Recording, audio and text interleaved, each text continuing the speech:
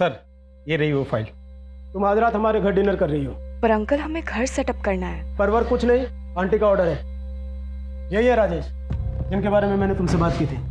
और राजेश, यह गुंजन मेरी भतीजी, जिसे तुम्हें ट्रेन करना है। Good morning sir. मॉर्निंग।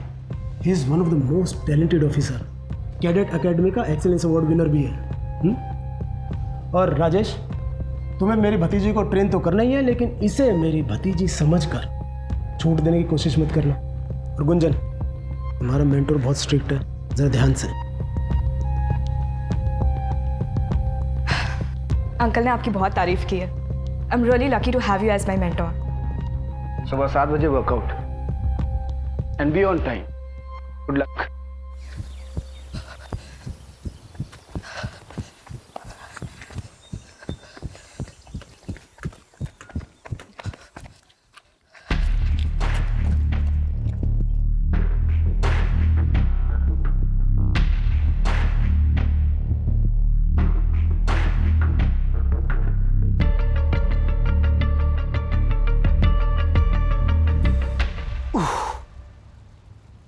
कितने राउंड्स? 11 सौ। थक गई? No sir. अरे Shiv Prasad, good morning sir. Good morning. बच्चों को स्कूल छोड़ दिया? जी सर। आओ सपाटे मारो। अरे सर हमसे नहीं हो पाएगा। बस ऐसे पेट लेके घूमती रहो फिर। बंदोबस्त के लिए तैयार हो? Yes sir. गुड।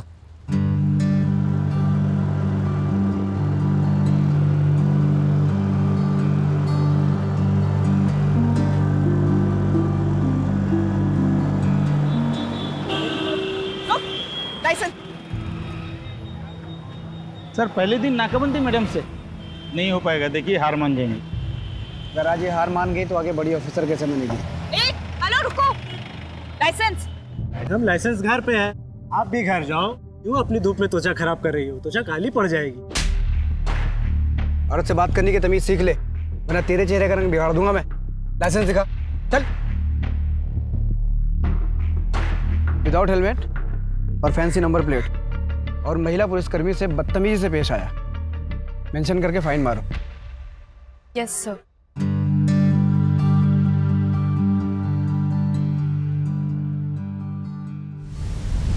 सर आप इतना कॉन्फिडेंस लाते कहाँ से हैं? वर्दी से। बचपन में जब मैं अपने लो ना खाना लो। बचपन में जब अपने पिताजी के साथ मैं खेत पे जाता था ना, तो हमारे खेत के पहले ना एक पुलिस चौकी पड़ती थी। तो वहाँ पे पुलिस वालों को देख के ना उनके साथ बनने का जुनून सवार हो गया मुझे। और फाइनली जब वर्दी मिली तो कॉन्फिडेंस भी आ गया। वाओ, बधाइयों से यहाँ तक का सफर। आपके पापा तो आप पे बहुत गर्व करते होंगे। करते हैं। एक्चुअली जब से मेरी डिवोर्स की बात चल रही है तब से वो मुझसे नाराज़ है। मैं अपनी वाइफ से डिवोर्स ले रहा हूँ।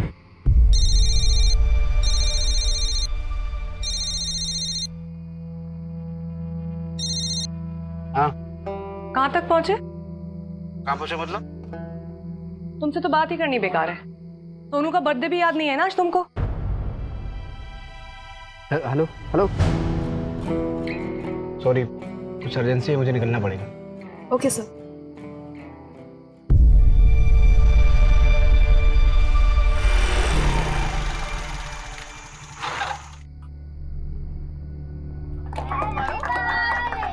Happy birthday to you, happy birthday. Happy birthday to you.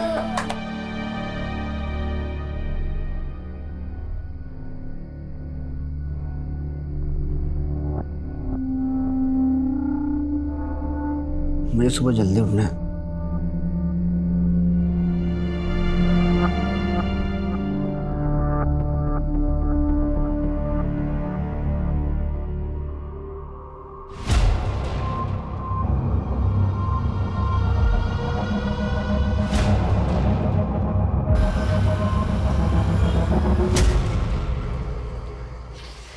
ये क्या हर दिन केस चलता रहता है तुम्हारा? हम सब बहुत अच्छे से समझते हैं। बहुत थके हुए हैं। अरे थकते तो तुम पहले भी थे राजेश, पर कम से कम बच्चों को समय तो देते थे। आजकल बहुत ज्यादा बिजी रहते हैं, बहुत ज्यादा काम है, समझा? हाँ बहुत काम है तुमको। अरे पहले तो तुम घर आते थे हमारे हाथ का खाना खाने के लिए भाग भाग के। अब क्या हो गया है? यार हमको तुमसे बहस नहीं करनी, हमको नींद आ रही है, सुबह जल्दी उठना है, सो जाओ।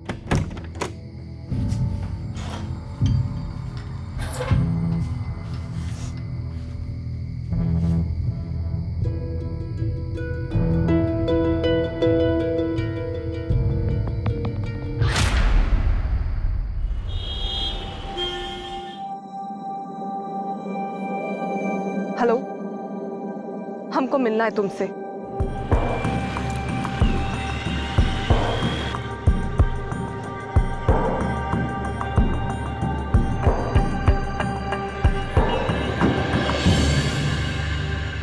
आपने जैसा कहा हम वैसा ही कर रहे हैं।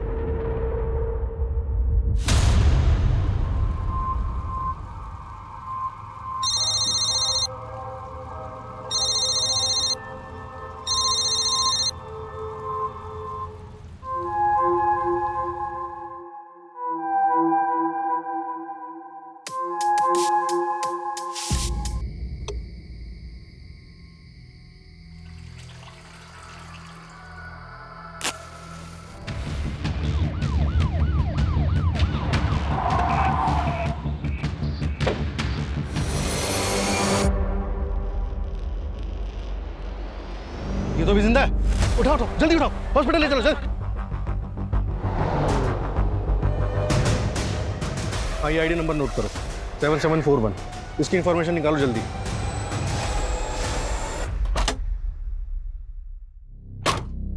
सर विक्टिम ने पुलिस की वर्दी पहनी हुई थी, ये आईडी कार्ड मिला, इसके जरिए हम उसके बारे में पता लगाने की कोशिश कर रहे हैं। सर बॉडी काफी जल चुकी, 90% से भी ज्यादा, काफी क्रिटिकल कंडीशन। आसपास कुछ और बरामद हुआ, मोबाइल या पर्स वगैरह कुछ? नहीं सर, कुछ नहीं मिला। सुनसान इलाके में अकेला कर क्या रहा था? सर हो सकता है किसी केस पे काम कर रहा हो। अगर केस पे काम कर रहा होता तो लोकल पुलिस स्टेशन हमारी टीम को इन्फॉर्म करता। सड़क से इतना अंदर अकेले सुनसान इलाके में आने का रिस्क है। ऐसा करो, आसपास के 4-5 किलोमीटर के रेडियस में अच्छी तरह सर्च करो, कुछ ना कुछ जरूर मिलेगा। पुलिस वाले को जलाकर मारने की कोशिश हुई, मामला कुछ बड़ा ही हो। ओके सर, विक्टिम की आईडी कार्ड से पता चला है कि उसका नाम राजेश कुमार है, कुंजीनगर थाने में सब इंस्पेक्टर है। बाकी की डिटेल जानने के लिए थाने के इंस्पेक्टर सुनील त्यागी से बात करनी होगी।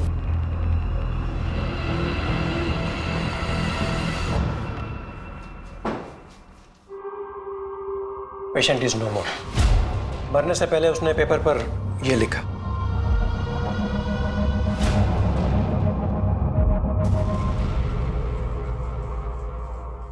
डॉक्टर, हमें बॉडी की ऑटोप्सी रिपोर्ट कितनी जल्दी मिल सकती है?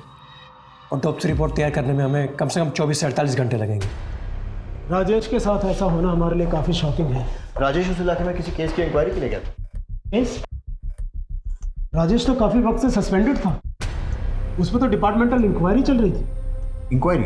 जी हाँ, एक्चुअली हमारे एक ऑफिसर ने लक्की नाम के एक हिस्ट्री शीटर को गिरफ्तार किया था और उसके पास से 2 पिस्टल बरामद हुई थी। काफ़ी पूछताछ के बाद उसने कबूल किया कि वो पिस्टल उसे राजेश ने दिए थे।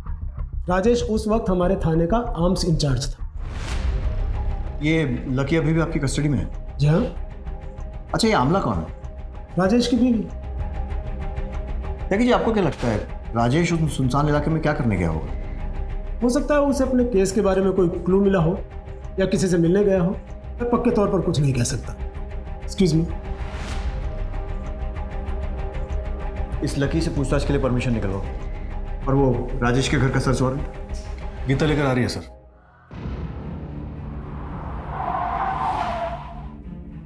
सर, हमें पता चला है कि सब इंस्पेक्टर राजेश कुमार को जिंदा जलाकर मारा गया है। पुलिस ने इस मामले में अब तक क्या कदम उठाए हैं? सर, क्या ये मामला पर्सनल दुश्मनी का है या इस मामले का लिंक किसी और बड़े मामले से है? देखिए, सब इंस्पेक्टर राजेश कुमार की हत्या हमारे डिपार्टमेंट पे भी शॉप, लेकिन मैं आपको एक चीज की गारंटी दे दूं कि हम मुजरिमों तक पहुंचने में कोई कसर नहीं छोड़ेंगे। प्लीज। राजेश की हत्या की वजह से मीडिया में बहुत बवाल है। हमारे अपने आदमी के साथ क्राइम हुआ है, इसलिए सबकी नजर इस पर। तो मुझे इस केस में जल्द से जल्द प्रोग्रेस चाहिए। गीता, क्राइम लोकेशन पर एक टीम के साथ जाओ, फिर से अच्छी तरह पूरी सर्च करो। सर। दुबे, राजेश की बीवी अमला से मिलो, उससे पूछताछ करो और उसके घर की तलाशी लो। Right sir. और हाँ, जब तक ये केस सॉल्व नहीं हो जाता है कोई ब्रेक नहीं लेगा। Is that clear? Sir.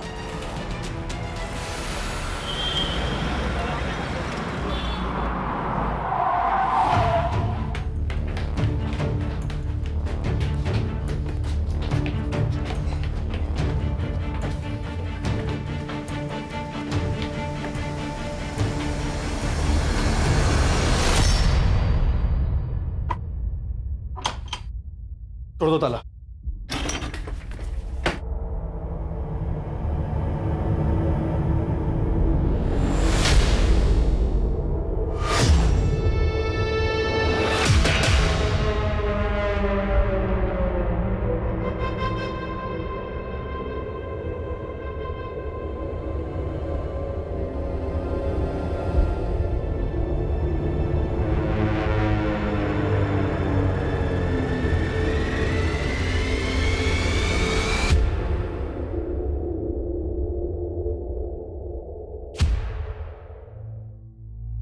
Rajesh की बीवी आमला कहाँ है? सर कहाँ है ये तो पता नहीं, लेकिन 6-7 दिन हुए यहाँ से गए हुए। बच्चों के साथ निकलते हुए देखा था। और हाँ सर, हाथ में सूटकेस भी था। बहुत गुस्से में थी।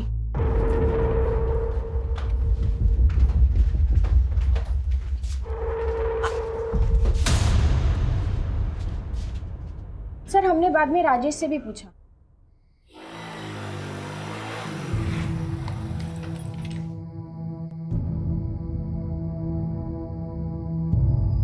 राजेश, आमला कहाँ गई है? वो हमारे गांव गई है, बदायूं। अचानक से? बताया नहीं उसने। सब ठीक तो है ना आप दोनों के बीच? हाँ सब ठीक है। वो अचानक उसका जाने का प्लान बन गया ना, तो इसलिए शायद बताना भूल गई होगी। हमें थोड़ा अजीब तो लगा था, क्योंकि सर इससे पहले आमला कभी बदायूं नहीं गई। और वैसे भी सर, पति पत्नी में अगर झगड़ा होता है तो पत्नी मायके जाती है, ना कि ससुराल। उनके बीच झगड़े किस बात पे होते थे? झगड़े होते तो थे, लेकिन किस बात पर होते थे वो हमें नहीं पता।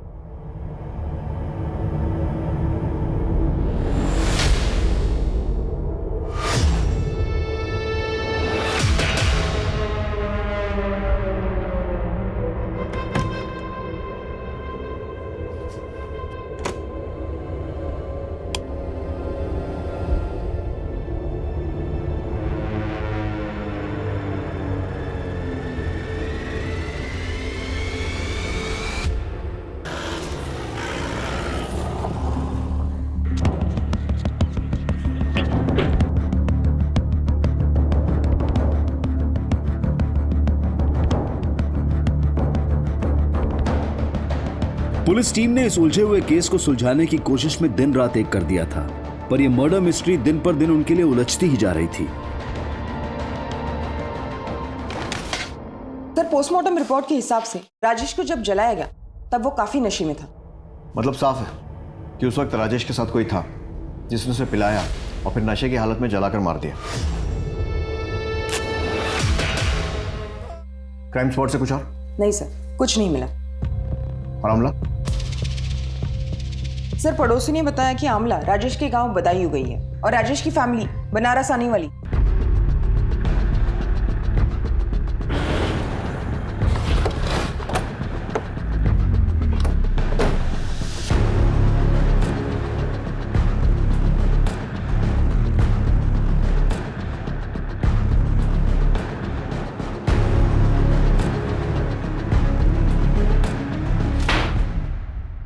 डॉक्टर राजेश कुमार को मारने के लिए किसको भेजा? क्या बोल रहे सर आप ये? देख सर, ये एक्टिंग कहीं और जाकर दिखाना। तेरी पूरी हिस्ट्री है हमारे पास, तो सीधे सीधे बता कि तेरे किस आदमी ने राजेश को मारा है। सर वो सब हमें कुछ नहीं पता है। हमें बस इतना पता है कि राजेश ने हमें 2 गन दिए थे और वो सब मैं पहले ही बता चुका हूँ। सोचने का मौका दे रहा हूं। सच सच बता दे, नहीं तो अपने तरीके से उगलवा लेंगे। दुबे, अपने सोर्सेस को इसके लोगों की कुंडली निकालने में लगा दो। Right sir. Sir Rajesh sir बहुत मेहनती और फिट रहने वाले लोगों में से थे। यहाँ तक कि बड़े साहब ने भी अपनी भतीजी गुंजन मैडम को उनसे ट्रेनिंग लेने को कहा था। वो हमारे बेस्ट ऑफिसर थे सर, पर जब से ये इंक्वायरी चल रहा था वो बहुत ज़्यादा परेशान रहने लगे थे, काफ़ी ड्रिंक भी करने लगे थे। किसके कहने पे हमारा नाम खराब करने की कोशिश की तूने? किसके कहने पे हमारा नाम खराब करने की कोशिश की तूने? बोल बेटा, एक बात कान खोल के सुन ले। सच का पता तो हम लगा के रहेंगे। तेरे लिए अच्छा होगा कि तू अपने मुंह से बता दे मुझे। बता किसके कहने पे किया? बोल राजेश, बोल राजेश, बोल राजेश। मुझसे बात नहीं कर सकते, ये मत भूलो कि तुम सस्पेंडेड हो। और ये क्या, शराब पीकर आए हो थाने में? सबके सब मिले हुए, सबके सब मिले हुए। लेकिन एक बात कान खोल के सुन लीजिए आप लोग, उनसे हमारी वर्दी कोई नहीं छीन सकता।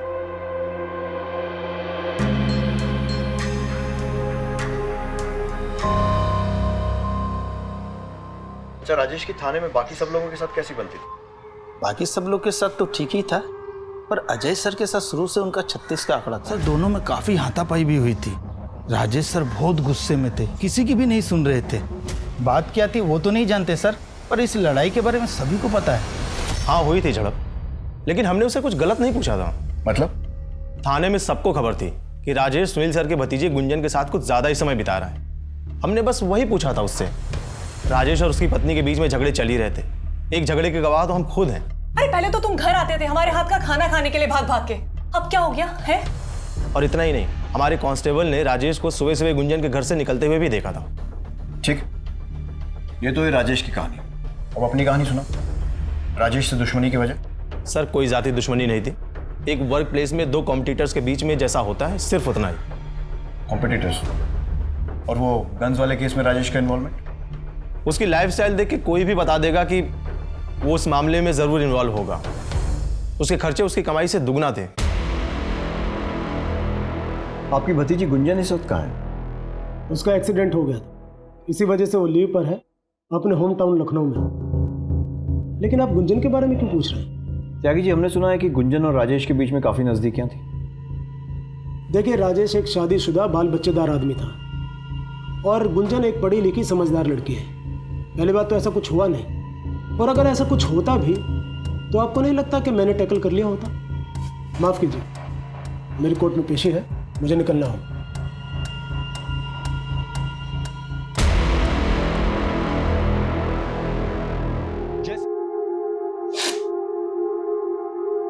राजेश की पत्नी नहीं है आपके साथ?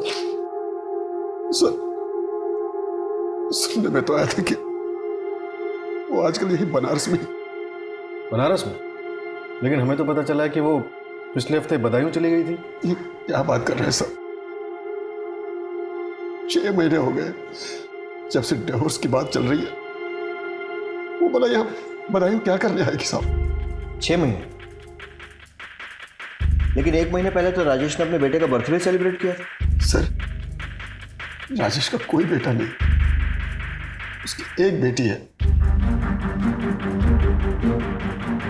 यही है ना राजेश का परिवार? नहीं साहब, ये राजेश का परिवार नहीं है।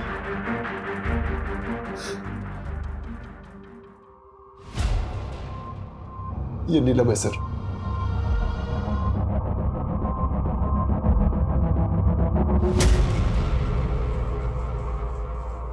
तो क्या नीलम दूसरी औरत के बारे में सही कह रही थी?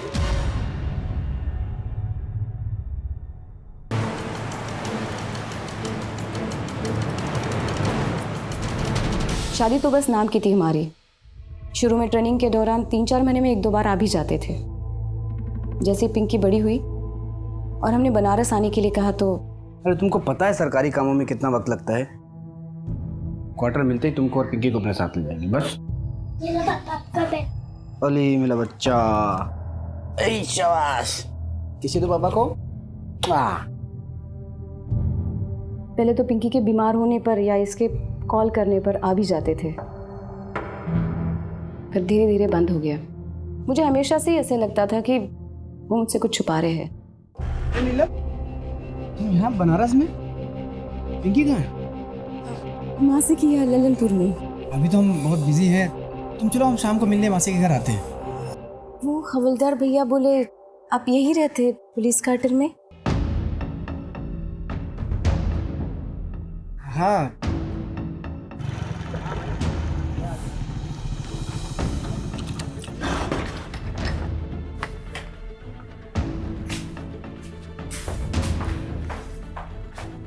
आपने बताया नहीं कि आपको पुलिस क्वार्टर मिला है? हम तो पिंकी की स्कूल शुरू होने से पहले ही शिफ्ट हो जाते यहाँ। अरे हम बताने वाले थे, भूल गए। अरे ज्यादा टाइम नहीं हुआ क्वार्टर मिले हो।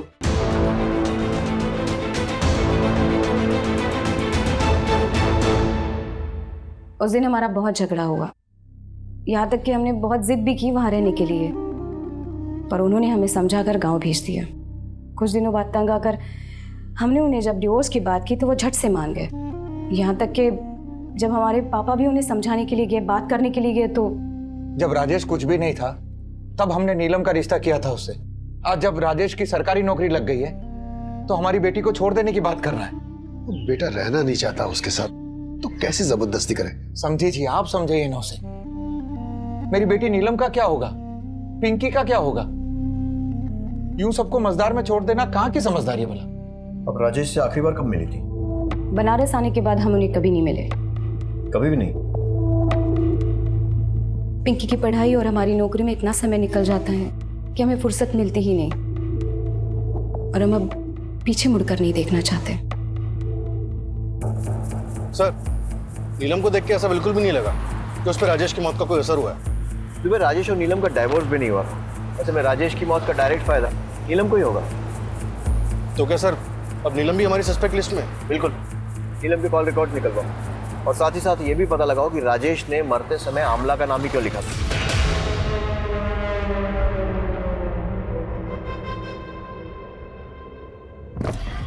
सर, पता चला आमला राजेश की वाइफ ही नहीं है।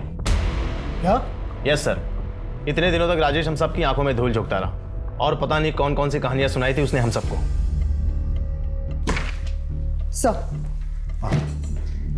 सर हर सीसीटीवी फुटेज चेक किया, लेकिन राजेश का कहीं पर भी कोई फुटेज नहीं मिला। जिस भी व्हीकल पर डाउट होता है सर्च करो। राजेश किसी ना किसी जरिए से, किसी साधन से वहां पहुंचा हो। आसपास वालों से भी पूछताछ जारी रखो। और सर एक खबरी से ये भी पता चला है कि लक्की के घर कुंती नगर थाने से कोई पैसे भेजता था। गीता, तुम लकी के घर जाओ। सर, हमने आमला और उसके बच्चों के बारे में पूछताछ की। आमला के बच्चे जिस स्कूल में पढ़ते हैं वहाँ पे पिता की जगह राजेश का नाम नहीं, किसी संजय गोयल का नाम है। इस संजय गोयल के बारे में भी पता किया, ये किसी बैंक में काम करता है। उसे थाने तुरंत बुलाया है।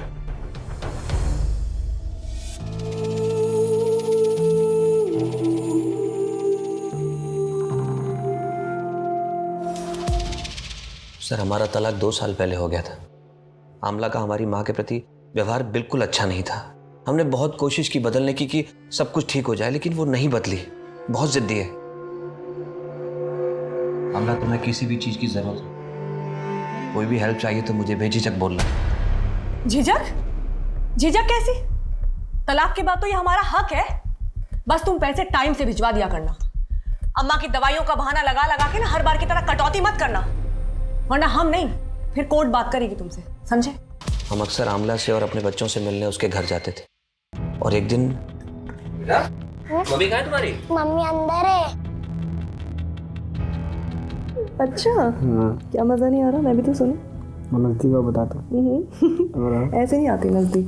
बहुत दिनों से कुछ गिफ्ट नहीं लेकर आए।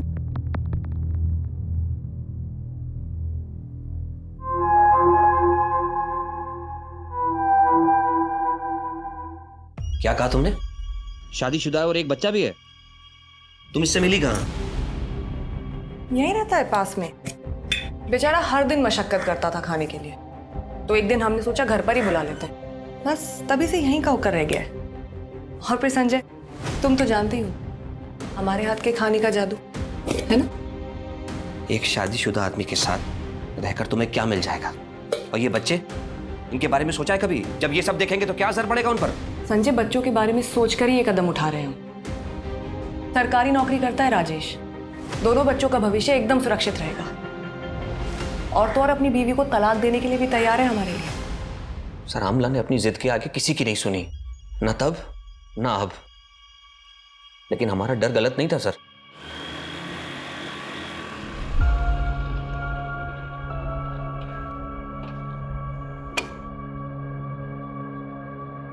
क्या हुआ आमला?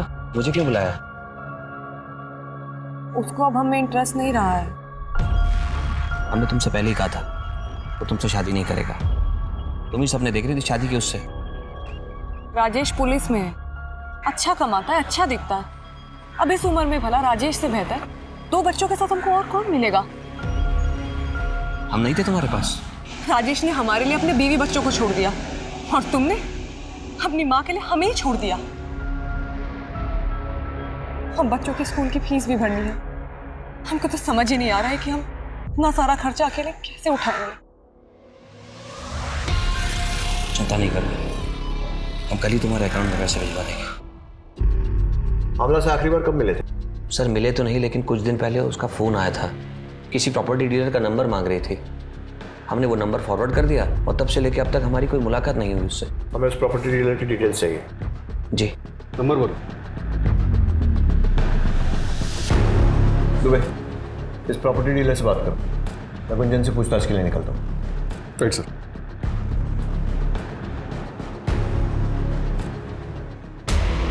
बहुत गूंज सुन रहे हैं आपके नाम की गुंजन जी। अब आपकी जबान से सुनना चाहते हैं, उस दिन यानी 10 अक्टूबर को कहाँ थी आप? सर हम ड्यूटी पे थे, आप चाहे तो चेक कर सकते हैं। लोग राजेश और आपके बारे में क्या क्या बातें कर रहे हैं ये तो आपको मालूम ही होगा, तो डिटेल में शुरू से बताइए। हमारा राजेश सर के मर्डर के केस के साथ कोई लेना देना नहीं है। लेकिन राजेश से तो है, और आपको लोगों ने राजेश से मिलते हुए तब भी देखा है जब वो अपनी ड्यूटी से सस्पेंडेड था। वो हमारे मेंटोर थे, हम बुरे वक्त में उनसे मिल भी नहीं सकते। बिल्कुल मिल सकते हैं। फिर तो राजेश के मरने के बाद हॉस्पिटल आकर उसको देखना और हमसे बात करने का समय भी निकाल सकते हैं। देखिए सर, हम राजेश सर को बहुत मानते थे, वो हमें ट्रेन कर रहे थे और हम इमोशनली भी काफी कनेक्टेड थे। और जब हमारा एक्सीडेंट हुआ तब अंकल ने बोला कि मैंने भैया को फोन कर दिया है, वो बस पहुंचने ही वाले होंगे, तुम उनके साथ घर चले जाओ, तुम्हें अच्छा लगेगा। क्या राजेश की मौत का उसके केस से कोई लेना देना हो सकता है? राजेश सर हमेशा कहा करते थे कि उन्हें कोई फंसा रहा है, पर अंकल का कहना था कि राजेश सर अच्छे इंसान नहीं है। मैंने समझाया था ना तुम्हें, राजेश अच्छा इंसान नहीं है, मत पड़ो उसके चक्कर में। देखा क्या सच्चाई है उसकी। अब जैसा मैं कहूँ वैसा करो। तुम्हारे और राजेश के बीच में जो कुछ था उसे भूल जाओ, खामा बदनामी होगी। कुछ दिन बाद मैं तुम्हारा ट्रांसफर किसी दूसरी जगह कर दूंगा, तुम वहां से अपनी जिंदगी की नई शुरुआत करना। अब तो ऐसी हालत हो गई है कि किसी पे भी भरोसा करने की हिम्मत नहीं होती।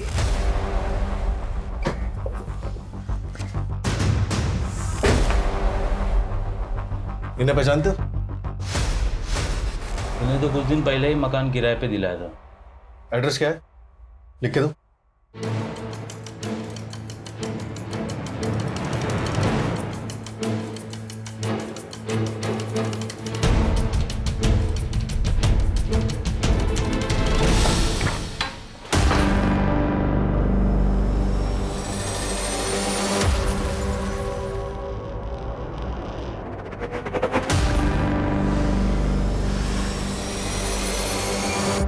फॉरेंसिक को बुलाओ जल्दी।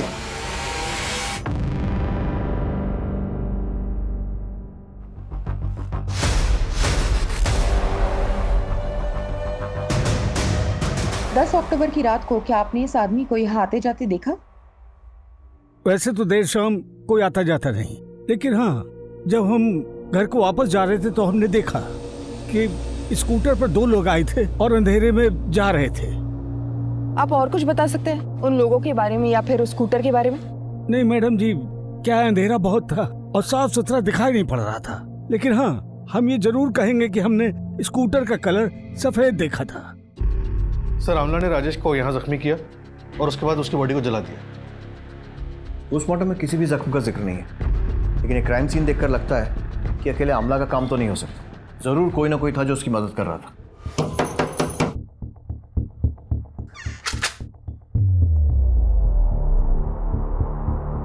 आप कौन? इससे पहले तो कोई और आता था पैसे देने। आप नए हैं क्या? हाँ। ये कब तक छूट कर आ जाएंगे? आप लोग ने बोला था कि 1 महीने में छूट कर आ जाएंगे। ऐसा किसने बोला था? राजेश को क्यों मारा? क्योंकि उसे पता चल गया था कि तुम उसे झूठे केस में फंसा रहे हो। हमने किसी को नहीं मारा और ना ही हमने किसी को झूठे केस में फंसाया है। लेकिन पैसे तो तुम ही भेजते थे ना लकी के घर। हाँ सर, लेकिन वो तो हम सुनील सर के कहने पर करते थे और ये सब मैं सिर्फ प्रमोशन पाने के लिए करता था। आपके पास क्या प्रूफ है कि मैंने ये किया? त्यागी जी, अजय अपनी नौकरी बचाने के लिए आपके खिलाफ सारे सबूत देने को तैयार हो गया, तो आप भी टाइम वेस्ट किए बिना खुल के बता दीजिए सच क्या है। जी करता है यूं ही तुम्हारे सामने खड़ी रहूं, लेकिन बाय, कल मिलते हैं।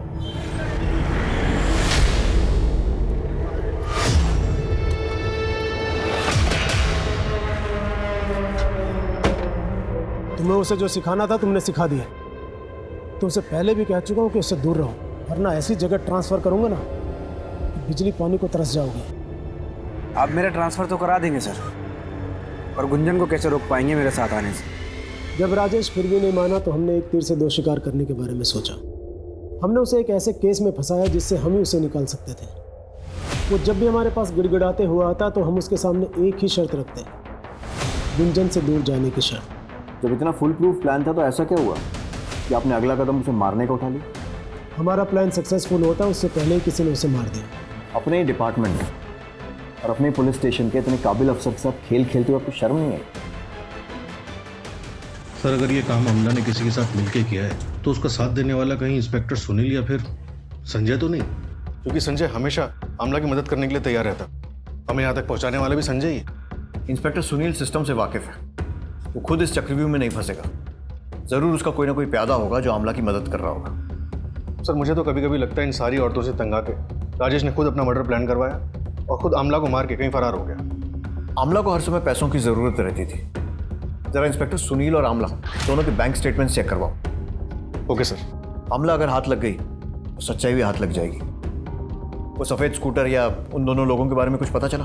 सर क्राइम स्पॉट पर जाने वाले सभी रास्ते और आसपास के सभी एरिया के सीसीटीवी फुटेज एक टीम चेक कर रही है। We are checking every possible वे।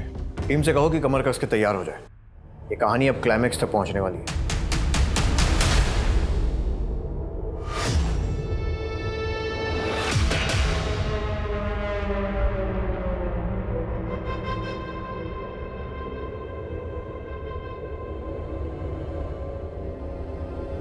बहू, बच्ची को लेकर तुम घर आ जाओ। घर? कौन सा घर? हमने तो काफी पहले ही छोड़कर आ जाना चाहिए था।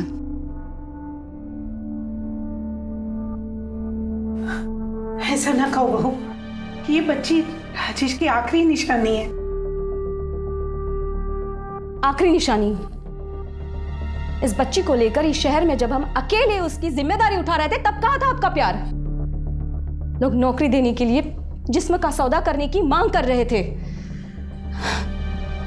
एक अकेली औरत का इज्जत से रहना कितना मुश्किल होता है आप नहीं जानते। बेहतर है कि आप यहां से चले जाइए।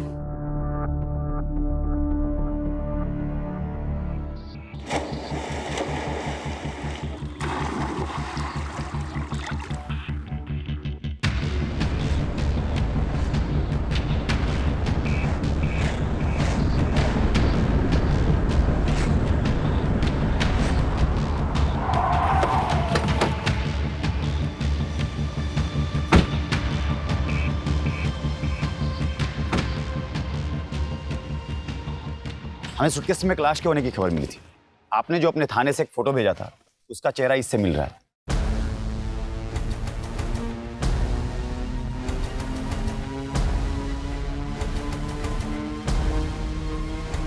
दुबे, इस केस ने तो सीधा यू टर्न ले लिया।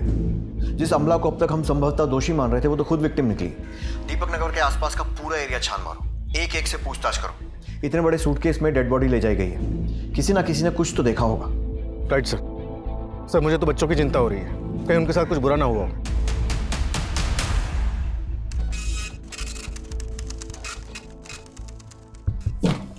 सर हमने अमला, नीलम और राजेश तीनों के पिछले कई हफ्तों के फ़ोन लोकेशन मैच किए। सरप्राइजिंगली तीनों की लोकेशन कई बार एक ही जगह दिखा रहा है। दुबे, अब तक की कहानी हमें जिस दिशा में ले जा रही है, इन तीनों का इंटेंशनली एक साथ होना तो इम्पॉसिबल है। ज़रूर नीलम ही अमला और राजेश का पीछा करती थी। लेकिन सर पिछले कुछ दिनों से नीलम की लोकेशन अलग दिखा रहा है। हो सकता है उसने अपना फ़ोन बदल लिया हो या फिर ये सब मर्डर के पहले की तैयारी हो। सर डीएनए रिपोर्ट के मुताबिक घर में आमला के ब्लड के अलावा राजेश का ब्लड भी था। दोनों का? लेकिन फिर कातिल ने इतनी अलग अलग तरीके से दोनों को ठिकाने क्यों लगाया? सर दोनों को मारने का मोटिव गुंजन और नीलम के पास ही हो सकता है गुंजन को आमला के बारे में पता चल गया हो और उसने दोनों को मार दिया। तो फिर आमला के बच्चे कहाँ हैं? ये भी हो सकता है कि संजय ने बच्चों को पाने के लिए आमला को मारा और जब बीच बचाव के लिए राजेश आया तो उसे भी मारना पड़ा। लेकिन सर उस प्रॉपर्टी डीलर का एड्रेस हमें संजय नहीं दिया था। सर मिले तो नहीं, लेकिन कुछ दिन पहले उसका फ़ोन आया था। किसी प्रॉपर्टी डीलर का नंबर मांग रही थी। You're right, हम अपने मदद करने वालों पर शक नहीं करते, लेकिन हो सकता है मदद इस बार किसी इरादे से की गई। इस केस में हम किसी को भी रडार से बाहर नहीं जाने दे सकते। साहब इसमें हमारी कोई गलती नहीं है। जितना पूछा है उतना बता। हमें पता चला है कि सूटकेस तेरे सामने फेंका गया था। हाँ पर वो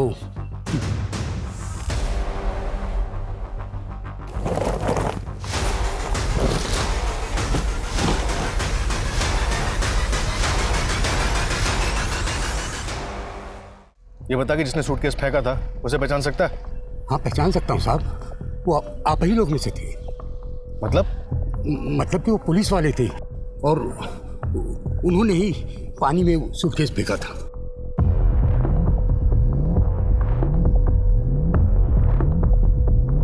ये था? नहीं। ये? नहीं, ये भी नहीं। ये? यही था साहब, यही था। क्या हुआ साहेब? ये नया सूटकेस पानी में काहे फेंक दिए?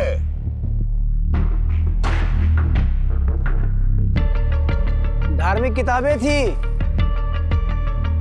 दीमक लग गई थी तो सोचे रोड पे फेंके तो पाप चढ़ेगा ना, इसलिए पानी में फेंक दिए। राजेश ने आमला को मारा तो फिर राजेश को किसने मारा होगा? चल क्या रहा है ये? सर, पोस्टमार्टम रिपोर्ट से साबित होता है कि राजेश की मौत आमला की मौत के 5-6 घंटे के बाद हुई थी। सर एक सीसीटीवी फुटेज में हमें उस व्हाइट स्कूटर पर 2 लोग दिखाई दिए, लेकिन वो फुटेज इतनी क्लियर नहीं है। सर ये देखिए, फिर हमें ये एमके रोड का फुटेज मिला है जिसमें इस व्हाइट स्कूटर का नंबर साफ दिखाई दे रहा है और जिसके नाम पर रजिस्टर्ड है उसका पता चल गया है। तुम्हारे मोबाइल की लोकेशन उसी जगह मिली है या राजेश जली हुई हालत में मिला था? तो भलाई इसी में है, सीधे सीधे सब कुछ बताओ।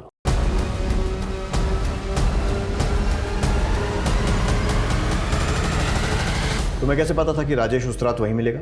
हम बहुत दिन से उसका पीछा कर रहे थे सर, और उस दिन तुमने अगर हमसे शादी नहीं की ना तो हम जाके सबको सच्चाई बता देंगे। अरे केस तो तुम्हारे ऊपर पहले ही चल रहा है और तुम्हारी नौकरी भी 100% जाएगी। जान से मारेगी। फिर थोड़ी देर बाद राजेश दोनों बच्चों को घर से लेके बाहर गया। हम उसका पीछा किए तो देखे बच्चों को वो कुमार नगर में अपने दोस्त के घर पे छोड़ा और वापस आते हुए उसकी कार में एक सूटकेस लेके आया। लगभग 1-1.5 घंटे के बाद वो वही सूटकेस लेके दोबारा घर से बाहर गया।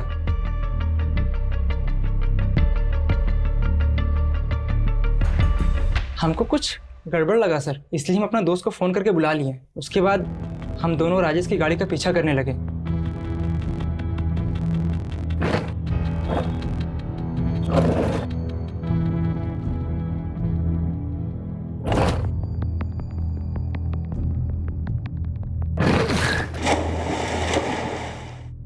वो किसी का नहीं था सर, वो अपने फायदे के लिए किसी को भी छोड़ सकता था, किसी को भी मार सकता था। मेरी दीदी को भी इसने बहुत परेशान किया था सर।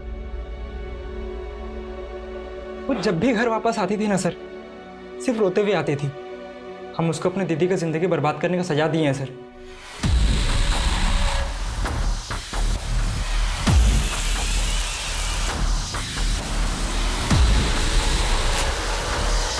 और ये सोचे हो कि सजा देने के चक्कर में तुमने खुद को कितनी बड़ी सजा दी है, और उससे भी बड़ी सजा दी है अपने परिवार को।